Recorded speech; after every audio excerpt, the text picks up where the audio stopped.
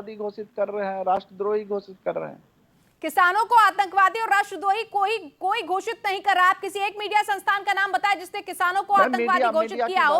हम ये कह रहे हैं, मीडिया ये कह रहा है कि उन किसानों की आड़ लेकर कुछ अराजक तत्व, कुछ आतंकी उसमें शामिल हो सकते हैं, और अब वहां पर मौजूद जो किसान है वो भी इस बात की तस्दीक कर रहे हैं। शायद आपको रिपोर्ट पूरी पढ़नी चाहिए राकेश जी। मुझे नहीं पता कि आप ये रिपोर्ट कहां से पढ़ रहे हैं कि मीडिया ने किसानों को आतंकवादी घोषित किया। हमसे बेहतर किसानों का पैरोकार ना तो सरकार हो सकती है, ना विपक्ष हो सकता है, ना आप जैसे लोग हो सकते हैं। नहीं, मैंने मीडिया पर कोई सवाल नहीं किया है।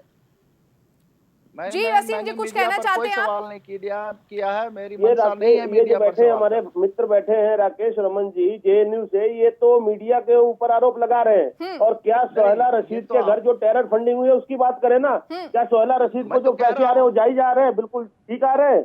क्या उनके पिता ने आरोप लगाया उसके ऊपर बात करिए आप मीडिया को तो कह रहे हैं मीडिया ऐसे मीडिया के ऊपर सवाल खड़े कर रहे हैं। और जो आज देश के सामने इतना बड़ा सवाल खड़ा हुआ है, आज देश के ऊपर, देश के अंदर आज सोहेला रशीद के फादर ने जो उसके ऊपर राष्ट्रद्रोह का आरोप लगाया है, देशद्रोह का आरोप लगाया है, उसके ऊपर आप बात नहीं कर रहे हैं।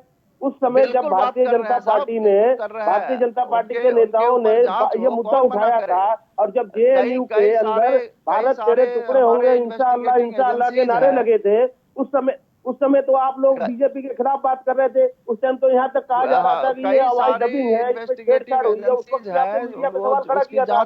और आज जो है, आज जब उसके पिता ने, सोहेला रशीद के पिता ने सरपंच डीजीपी को पत्र जारी करके ये बताया है 3 करोड़ की फंडिंग हुई है, और सोहेला रशीद के फादर खुद कहते हैं कि मुझे सोहेला रशीद से जान का खतरा है। ये कितनी बड़ी बात है देश के लिए। आज इससे तो आप बात नहीं कर रहे। आप लोग कोई भी विषय आए, किसी भी मुद्दे पे, तभी तो राष्ट्र के साथ खड़े होइए, देश की हित की बात करिए। राष्ट्र धर्म तो निभाइए, आप इस देश के नागरिक हैं।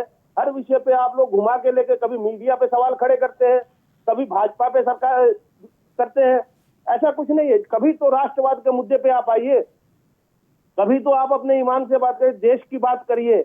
आज जो इतना बड़ा सवाल खड़ा हुआ है, स्पष्ट उसके पिता द्वारा आरोप लगाना, किसी और द्वारा, उसके पिता तो भाजपा के एजेंट नहीं है।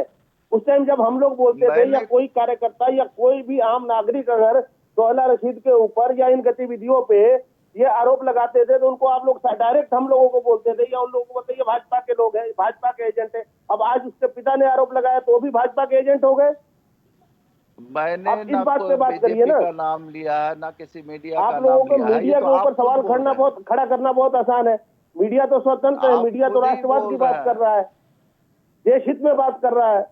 क्या सोहेला रशीद के पिता ने ये पत्र जारी नहीं किया डीजीपी को? इसे भी डिनाई करिए आपकी नहीं कहा। बिल्कुल किया है, उसकी जांच होनी चाहिए। इस बात का जवाब दीजिए आप। किया है, उसकी जांच होनी चाहिए। चलिए राकेश जी, इसके अलावा और कहने के लिए और कुछ नहीं है, लेकिन जिस तरह से जेएनयू की आप पैरवी कर रहे हैं, अगर उस तरह के काम भी जेएनयू में होते तो उसकी जरूर पैरवी की जाती। लेकिन जिस तरह से लगातार जेएनयू के तमाम जो लोग हैं उनके खिलाफ इस तरह की आवाजें अब घर से उठने लगी है, खासतौर पर अफजल गैंग से जुड़े हुए जो लोग हैं, अगर उनके खिलाफ उनके घर से ही आवाज उठ रही है और इतने गंभीर आरोप लगाए गए हैं, तो न सिर्फ जांच होनी चाहिए बल्कि ऐसे दोषियों को सख्त से सख्त सजा भी मिलनी चाहिए। इस बात की वकालत सुदर्शन न्यूज कर रहा है। बहुत धन्यवाद आपका हमारे साथ चर्चा में जुड़ने के लिए, और वसीम जी आपका भी बहुत बहुत धन्यवाद हमारे साथ इस चर्चा में जुड़ने के लिए।